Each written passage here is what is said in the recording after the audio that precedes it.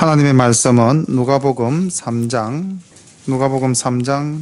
3절에서 6절까지 말씀입니다.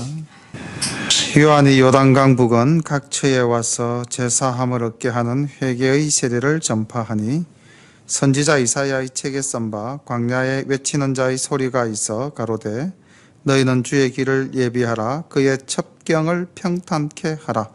모든 골짜기가 메워지고 모든 산과 작은 산이 낮아지고 굽은 것이 곧아지고 험한 길이 평탄하여질 것이요 모든 육체가 하나님의 구원하심을 보리라 함과 같으니라. 아멘. 오늘은 누가복음 3장 말씀으로 하나님 말씀을 증거하도록 하겠습니다.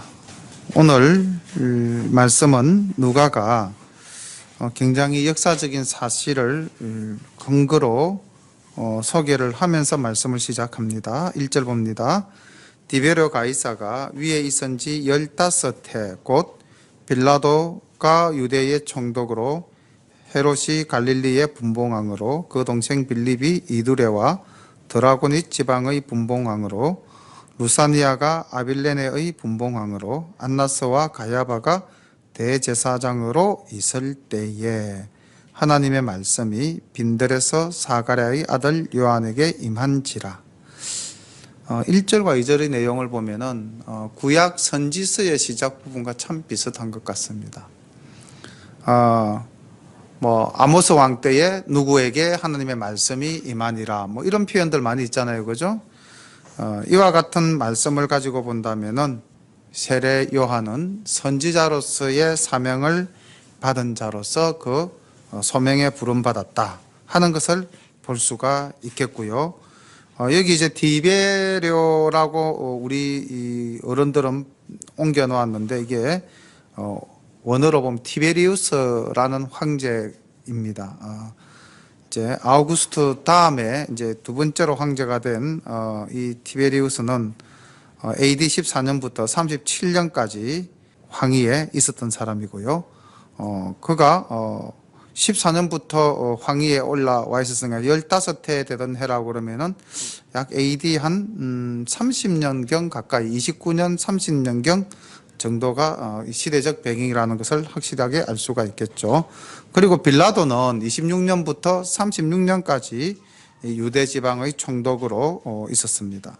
그리고 이제 헤롯 대왕이 죽고 난 다음 그의 아들들에게 이제 영역이 나뉘어져서 이제 지역을 치리하게 하였는데 여기에 나와 있는 헤롯이라는 인물은 헤롯 안티바스라는 인물이고요. 이 사람은 AD 4년부터 39년까지 유대 지역을 다스렸던 사람입니다. 그리고 헤롯 빌립 이 사람은 AD 4년부터 34년까지 이둘의 지역과 드라고닛 지방을 다스렸던 인물이죠. 이렇게 그 실존했던 사람들의 활동 시기를 누가는 분명히 밝힘으로써 세례 요한이 활동한 시기와 우리 주님이 활동한 시기를 구체적으로 밝혀내고 있습니다. 그리고 이제 2절에 보면은 하나님의 말씀이 빈들에서 사가랴의 아들 요한에게 임하였다 이렇게 기록되어져 있는데 요한이 활동한 곳이 어디였다? 광야, 빈들이었다는 곳입니다. 그래서 우리가 광야 그러면은 아무것도 떠오르는 것이 없는 허허벌판으로 연상되어지죠. 하나님의 말씀은 그곳에 임합니다. 만약에 숲으로 꽉 차 있거나 도시의 건물로 꽉 차 있다면은 하나님의 말씀이 그곳에 임하기가 좀 어렵지 않겠나? 왜? 숲이라면은 그 숲속에 열매를 따느라고 우리가 정신을 잃고 있을 거고요. 아마 건물 사이사이라면 우리가 그 건물의 구석구석을 돌아다니느라고 아마 우리가 하나님의 말씀을 접하지 못할 수도 있지 않겠나. 그럼 빈들은 어떤 곳인가? 우리의 마음을 빈들로 만들어야 되지 않겠는가? 빈들은 세상에 대한 욕심, 세상에 대한 미련 이런 것들을 좀 내려놓을 때 우리의 마음이 빈들이 되고 그렇게 할 때 심령이 가난한 자가 되고 우리가 하나님의 말씀을 더욱더 사모하게 되지 않겠는가라고 생각을 합니다. 너무 많이 꽉 차 있어서 우리가 정말 말씀을 제대로 받아들이지 못하는 경우가 참 많은 것 같아요. 세상 걱정 근심으로도 꽉 차 있을 수도 있고요. 세상에 대한 어떤 집착으로도 꽉 차 있을 수 있는데 요한은 빈들에서 오직 하나님만 바라보았고 하나님의 말씀을 받았습니다. 요한이 요단강 부근 각처에 와서 제사함을 얻게 하는 회개의 세례를 전파하니 선지자 이사야의 책에 쓴 바 광야에서 외치는 자의 소리가 있어 가로되 너희는 주의 길을 예비하라. 그의 척경을 평탄케 하라. 모든 골짜기가 메워지고 모든 산과 작은 산이 낮아지고 굽은 것이 곧아지고 험한 길이 평탄하여질 것이요 모든 육체가 하나님의 구원하심을 보리라 함과 같으니라. 그러니까 요한은 이사야 선지자가 예언한 대로 주님의 길을 예비하는 자였다는 것입니다. 자, 이때는 세례 요한이 이 주님의 초림을 예비했다면 우리는 무엇을 예비해야 되죠? 예, 그렇죠. 우리는 예수님의 재림을 예비하는 자가 되어야 되겠죠. 그렇다면은 우리도 요한처럼 뭔가 준비하는 자세가 되어져 있어야 되겠죠. 어떻게 해야 될까요? 아까 말씀드렸다시피 우리가 마음을 빈들로 만들어야 되지 않겠는가. 욕심을 좀 내려놓고 그 다음 세상의 죄악과 싸워서 이길 수 있는 그런 담대한 믿음을 가지고 또 세례 요한이 말씀을 증거한 것처럼 우리도 복음을 증거하는 그런 준비하는 자세를 가져야 되지 않겠나 싶습니다. 7절 요한이 세례를 받으러 나오는 무리에게 이르되 독사의 자식들아 누가 너희를 가르쳐 장차로 회개에 합당한 열매를 맺고 속으로 아브라함이 우리 조상이라 말하지 말라. 내가 너희에게 이르노니 하나님이 능히 이 돌들로도 아브라함의 자손이 되게 하시리라. 이미 도끼가 나무 뿌리에 놓였으니 좋은 열매 맺지 아니하는 나무마다 찍혀 불에 던지우리라. 무리가 물어 가로되 그러하면 우리가 무엇을 하리이까? 대답하여 가로되 옷 두 벌 있는 자는 옷 없는 자에게 나눠 줄 것이요 먹을 것이 있는 자도 그렇게 할 것이니라 하고 세리들도 세례를 받고자 하여 와서 가로되 선생이여 우리는 무엇을 하리이까 하매 가로되 정한 새 외에는 넉징치 말라 하고 군병들도 물어 가로되 우리는 무엇을 하리이까 하매 가로되 사람에게 강포하지 말며 무소하지 말고 받는 요를 족한 줄로 알라 하니라. 저는 오늘 이 세례 요한이 세례를 베풀기 전에 나오는 사람들에게 한 말씀을 조금 우리가 함께 묵상했으면 좋겠다. 오늘 설교 주제를 여기서 기도 제목을 찾았으면 좋겠다 이런 생각을 해봤습니다. 우리는 우리 스스로가 주님의 자녀로서 구원받았다 하는 어떤 믿음의 확신을 가지고 있지 않나. 그렇게 해서 그 확신을 가짐으로 말미암아 우리의 삶이 조금 신앙의 본질로부터 떠나 있지 아니한가 돌아보는 시간을 한번 가져봤으면 좋겠습니다. 이 당시에 유대인들은 어떤 생각을 가졌습니까? 자기들은 선민이다. 택한 백성이다. 우리는 아브라함의 자손이다.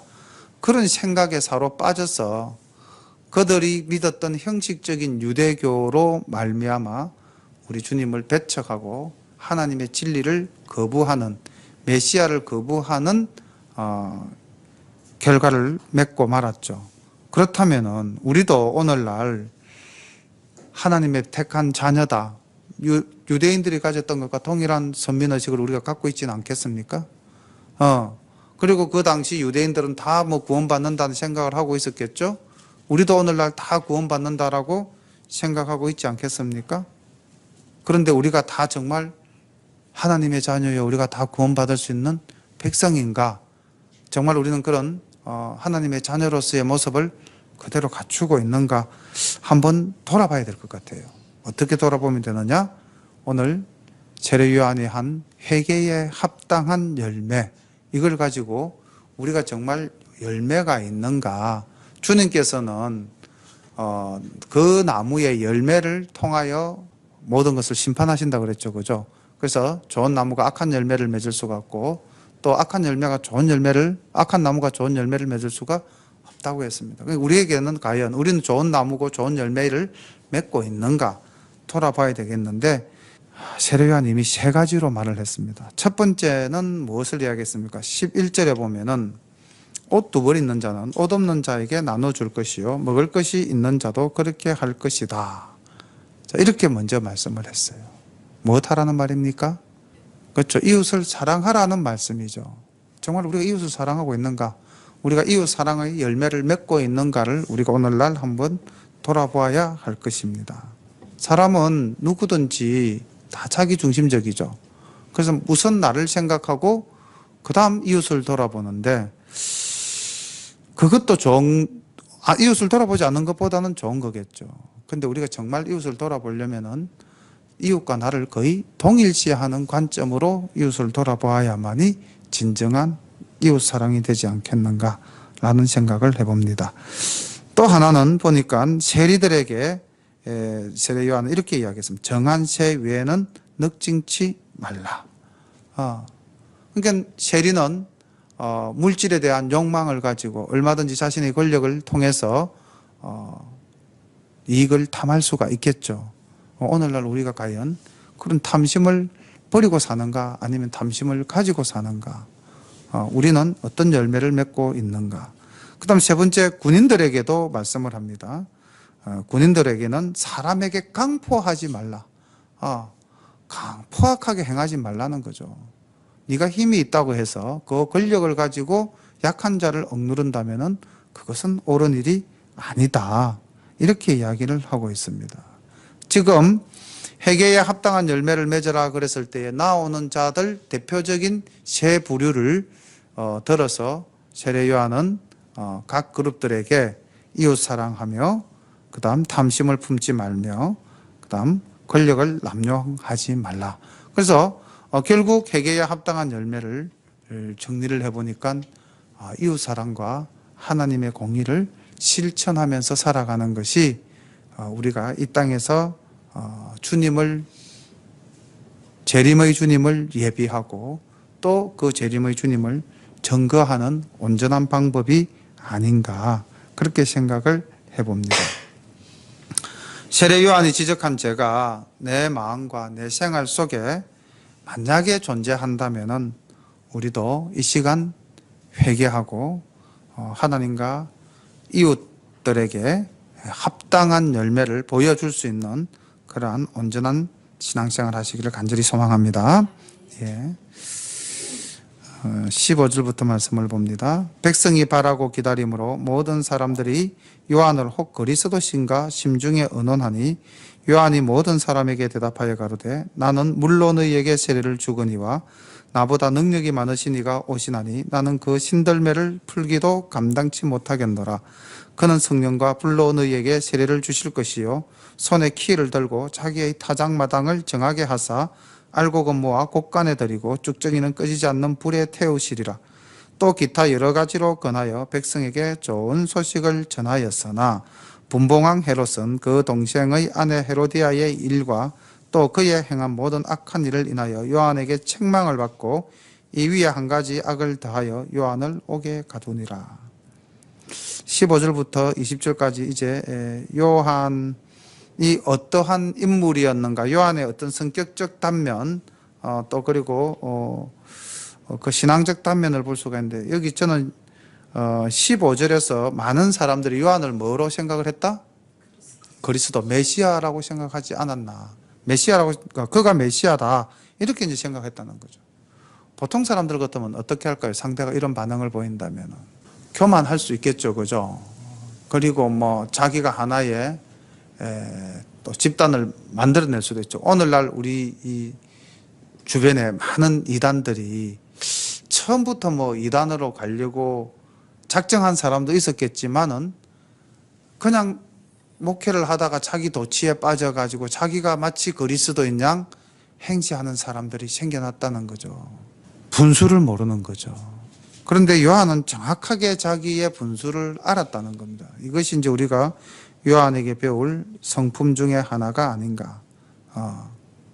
자기의 분수를 정확하게 알자는 것입니다. 각자가 각자의 위치에서 자기 할 일이 있다는 것이죠. 그것을 초월해 버렸을 때 잘 되는 쪽보다는 잘못되는 방향으로 갈 확률이 훨씬 더 높은 것입니다. 요한은 나는 주님의 신들매를 풀기도 감당치 못한 사람이다. 나는 너희들에게 물로서 세례를 주지만은 그는 성령과 불로서 세례를 주실 것이다. 나는 그리스도가 아니다. 이렇게 겸손한 인물이었습니다. 두 번째로 우리가 참 닮고 싶은데 어렵다라고 제 스스로가 좀 느껴지는 부분이, 저에게는 이런 용기가 좀 부족한데, 불의로운 지도자를 책망할 수 있는 용기. 지금 사실 세례 요한이 나중에 이 헤롯에 의해서 참수를 당해서 죽임을 당하지 않습니까? 바로 오늘 여기 19절에 언급되어진 분봉왕 헤롯은 그 동생의 아내 헤로디아를 자신의 아내로 취하였다는 거죠. 이게 이제 세례 요한이 그 헤롯에게 직접 면전에서 책망한 내용입니다. 우리 이런 부분을 보니까 또 한 사람이 생각나는 인물 있죠. 왕의 잘못을 그 면전에서 책망한 대표적인 선지자가 나단이라는 인물이 있습니다. 그래서 어느 나라든지 간에 정말 지도자를 그 면전에서 책망할 수 있는 그런 훌륭한 서성, 또 훌륭한 인물이 있는 나라는 희망이 있는 나라죠. 그죠? 예, 그런데 우리나라는 이때까지 보면은 대통령 앞에서 입 바른 소리를 하는 그런 용기 있는 참모들이 상대적으로 없었거나 적었다는 것에 우리 역사의 비극이 숨겨져 있습니다. 그런데 세례 요한은 분봉왕 헤롯에게 야, 너의 동생의 아내를 취하는 것은 잘못된 것이다 라고 분명히 지적을 한 거예요. 그것이 헤롯의 미움을 받아서 이제 감옥에 그 마케비라는 곳에 이제 이렇게 감옥으로 갇히게 되는데, 결국은 헤롯의 생일날 헤로디아의 딸의 춤에 의해서 세례 요한은 이제 목숨을 잃고 말죠. 잘못을 책망할 수 있는 사람, 그런 용기, 그런 신앙도 있어야 됩니다. 주변 사람들이 잘못된 신앙생활을 할 때 그것을 돌이킬 수 있도록 인도해 줘야 되죠. 그죠? 근데 우리는, 저도 약한 부분입니다. 관계를 생각하다 보니까 이렇게 바른 말을 해주지 못하는 그런 경우가 더러 있잖아요. 살다 보면은. 근데 정말 아닌 것은 아니다라고 담대하게 말할 수 있어야 할 줄로 믿습니다. 이거는 불의한 지도자에 대한 것도 해당이 되겠지만은, 우리가 이 땅을 살아가면서 진리가 아닌 것, 또 왜곡되어진 정의, 잘못되어진 삶의 행태, 이런 것에 대해서도 믿는 사람으로서 우리는 바른 판단으로서 이야기할 수 있는 그런 기독교적 윤리와 또 신앙적 믿음이 있어야 될 줄로 믿습니다. 21절 봅니다. 백성이 다 세례를 받을새 예수도 세례를 받으시고 기도하실 때에 하늘이 열리며 성령이 형체로 비둘기같이 그의 위에 강림하시더니 하늘로서 소리가 나기를 너는 내 사랑하는 아들이라 내가 너를 기뻐하노라 하시니라. 예수께서 가르치심을 시작할 때에 30세쯤 되시니라. 사람의 아는 대로는 요셉의 아들이니 요셉의 이상은 헬리오. 이렇게 해서 족보가 시작되어지는데요. 족보가 시작되기 전에 보면은 예수님이 언제부터 활동을 하셨다? 공생애를 시작하신 것이 30. 그럼 그동안은 예수님 뭐 하셨을까요? 12살 때 성전에서 내가 아버지의 전에 있어야 될 줄을 몰랐습니까? 하는 걸로 이제 2장이 마무리되어졌잖아요. 그래서 예수님께서 내가 하나님의 아들이다라는 것을 직접 증거를 한번 했습니다. 그렇죠? 그리고 30살 때는 18년 동안은 뭐 하셨을까요? 예수님의 그 숨은 시간. 그렇겠죠. 열심히 일했겠죠. 여기에 보니까 추론할 수 있는 것이 사람들의 아는 대로는 요셉의 아들이다. 근데 요셉의 직업이 목수였잖아요. 목수의 아들 예수가 아니냐 이런 말씀을 하잖아요. 그죠? 그러니까 아마 12살부터는 아버지의 일을 배워서 그냥 이 땅에서 일반적인 사람으로서 삶의 모습을 보였을 겁니다. 그러다가 30이 되어서 비로소 이제 하나님의 일을 시작하는 거죠. 그래서 우리가 무엇이든지 일을 하고자 할 때는 때가 있는 법입니다. 그 때를 기다리는 지혜가 또 우리에게는 있어야 할 줄로 믿고요. 그 다음 여기 이제 23절에서 시작되는 족보를 한번 보겠습니다. 요셉의 아버지가 누구다? 헬리라고 기록되어져 있죠. 근데 마태복음 1장 16절에 보면은 야곱은 마리아의 남편 요셉을 낳았으니, 누가 요셉을 낳았다? 야곱이라고 되어 있죠. 그죠? 그럼 여기서는 지금 누구였죠? 요셉의 아버지가 헬리고, 마태복음에서는 야곱, 다르죠?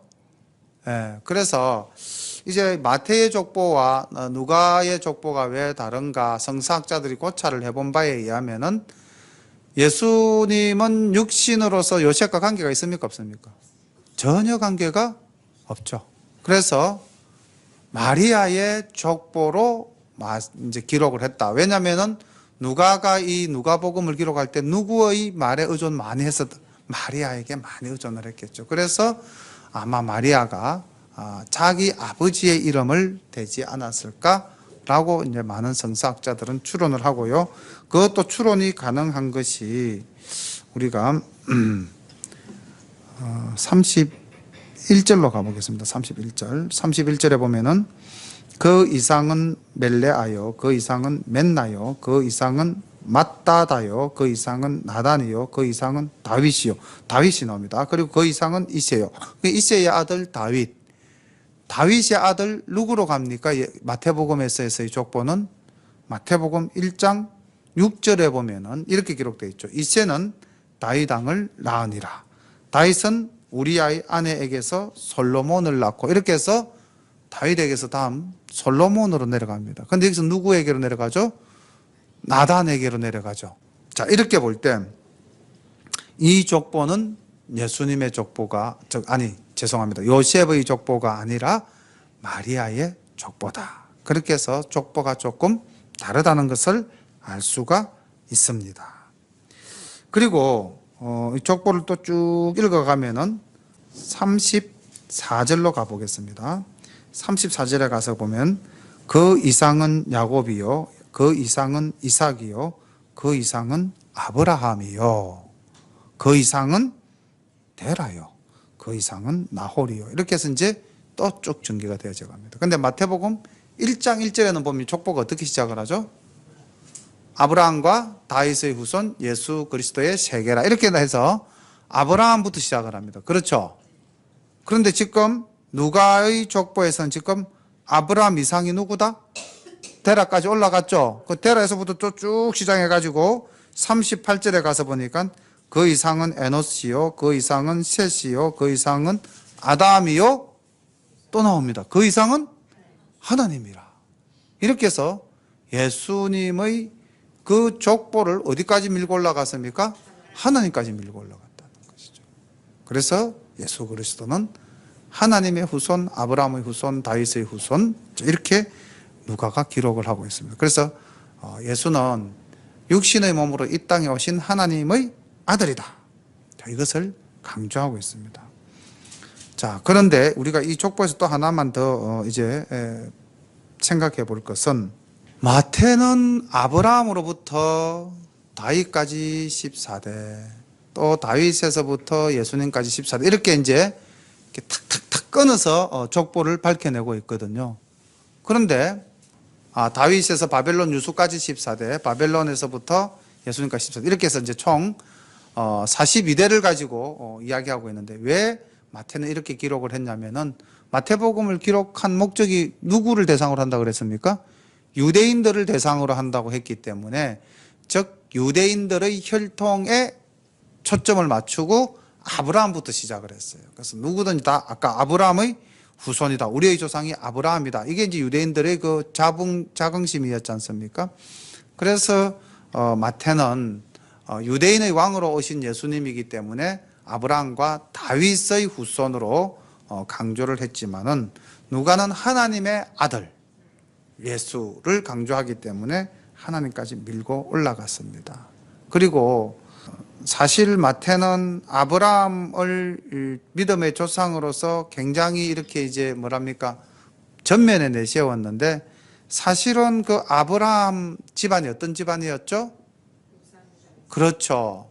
사실 알고 보면은 아브라함이 그 스스로가 자랑스러운 인물은 아니라는 겁니다. 그래서 누가는 여기에서 이제 아브라함의 이상은 데라다.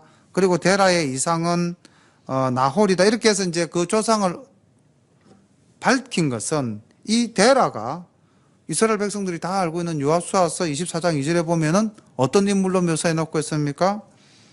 데라가 강제편에 가해 다른 신들을 섬겼다 이렇게 기록을 하고 있습니다. 우상을 만드는 사람이었다라고 유대인들에게 널리 알려져 있었거든요. 그럼 아브라함도 하나님 75세에 하나님의 택감을 받기 전까지는 어떠한 사람이었을까? 아버지가 우상을 섬기는데 자기는 뭐 그 아버지와는 전혀 관계없이 하나님을 잘 믿는 자였을까요? 아니었을 거라는 거죠. 우리는 여기서 하나님의 놀라운 사랑을 우리가 한 번 더 생각해 봐야 합니다. 아브라함의 그 의로서 하나님이 아브라함을 택한 것이 아니고 아브라함은 우상을 섬기는 자의 아들로서 함께 우상을 섬기는 자였다는 겁니다. 그렇지만 그를 하나님께서 어떻게 하셨다? 택하셨다, 구원하셨다, 구별하셨다. 마찬가지로 오늘도 우리가 이렇게 하나님 앞에 나와서 예배드리고 하나님의 자녀라고 우리가 이렇게 자부심을 가지고 신앙생활 할 수 있는 것은 나의 공로다 아니면 하나님의 은혜다? 하나님의 은혜다라는 것입니다. 예. 내가 예수님을 믿어서 뭐 내가 예수 믿는 것이 아닙니다. 성령님의 도우심을 의지하지 않고서는 우리는 예수님을 주라고 부를 수 없는 존재입니다. 예. 우리가 예수를 밖에 나가서 전화하면은요, 세상 사람들은 절대로 예수를 인정하지 않습니다. 그리스도 예수가 구세주, 웃기는 소리 하지 마. 이렇게 이야기합니다. 우리도 그들과 똑같은 존재인데 하나님께서 특별히 우리를 사랑하셔서 우리에게 성령님의 인치심을 허락하시고 우리에게 고백할 수 있는 믿음을 허락해 주신 줄로 믿으셔야만 되는 것입니다. 자, 그러면은 이제 이 족보가 제가 이제 다 읽진 않았지만은 족보의 시작은 이제 예수님으로부터 시작을 해가지고 하나님까지 올라가지 않았습니까? 자, 그렇다면 여기서 우리가 좀 하나 더 생각해 봅시다. 그럼 우리는 어떤 존재입니까? 이 족보를 가지고 본다면 우리도 하나님의 아들이죠. 아닙니까? 우리도 노아의 후손 아닙니까? 여기 족보책의 혈통적 계보는 못 쫓아 올라가지만은 우리도 따지고 보면은 물로서 심판한 그 노아의 후손 함과 셈과 야벳 족속 중에 한 족속이잖아요. 우리도 그죠? 우리도 따지고 올라가 보면 하나님의 아들입니다. 원래 우리가 하나님의 아들이에요. 근데 사탄이 하나님과 우리와의 관계를 끊어버린 거죠. 그런데 하나님께서는 그 끊어진 관계를 버려두지 아니하시고 택하셨습니다. 그 택하시는 가장 큰 사랑의 방법이 뭐였다? 독생자 아들 예수 그리스도를 이 땅에 보내신 것입니다. 우리는 그것을 믿습니다. 아멘. 그래서 우리도 이제 정말 아까 우리 집사님도 기도하셨는데 기도 서두에 하나님께서 주신 율법을, 말씀을 우리가 배우고 알고 끝나는 것이 아니라 무엇함으로써 행하여 하나님의 완전함을 닮아가는 우리 열린 가족들 모두가 되시기를 간절히 소망합니다. 오늘 회개에 합당한 열매 이 말씀에 밑에 이제 함께 언급되어진 세 부류의 사람들, 우리가 무엇을 하리이까? 세리들도 나와서 우리가 무엇을 하리이까? 군병들도 나와서 우리가 무엇을 하리이까? 이렇게 질문했죠. 오늘 말씀 생각하면서 나는 무엇을 해야만 합니까? 라는 질문으로 주님과 함께 인격적으로 만나는 시간 되시기를 소망합니다. 그러면서 주님 주시는 응답을 받아서 삶 속에서 내 삶의 방향성을 잡아가는 우리 열린 가족들 되시기를 소망합니다. 우리 함께 잠시 기도드리겠습니다. 사랑의 아버지 하나님, 은혜를 감사합니다. 오늘 우리 열린 가족 식구들이 이 자리에 함께 모여서 하나님 아버지 귀한 하나님의 말씀을 묵상하고 또 주님 세례 요한을 통하여 주셨던 말씀, 아버지 하나님 회개에 합당한 열매를 맺으라는 그 귀한 말씀을 저희들이 가슴에 품고 이 시간 기도합니다. 우리가 무엇을 하여야 하겠습니까? 하나님 아버지, 하루하루를 선하게 살기를 다짐합니다. 아버지 하나님, 하루하루를 정말 하나님의 자녀로서 아버지 하나님 입술에서 죄를 범하지 아니하고 생각으로 죄를 범하지 아니하고 우리의 행위로서 죄를 범하지 아니한 성결한 삶을 살기를 다짐하고자 합니다. 하나님 도와주시고 함께하여 주시어서 우리의 삶이 정말 구별되어지는 삶이 되게 하여 주옵시고 우리의 삶을 통하여 하나님께 영광을 드러낼 수 있도록 인도하여 주옵소서.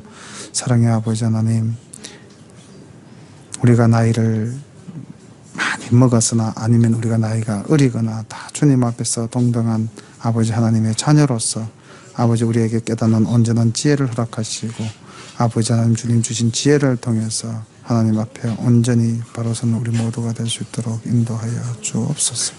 주님의 놀라운 은혜와 사랑이 시간 함께하여 줄 줄 믿사옵고 간구할 때마다 예수님의 이름 받들어 감사하며 기도드립니다. 아멘.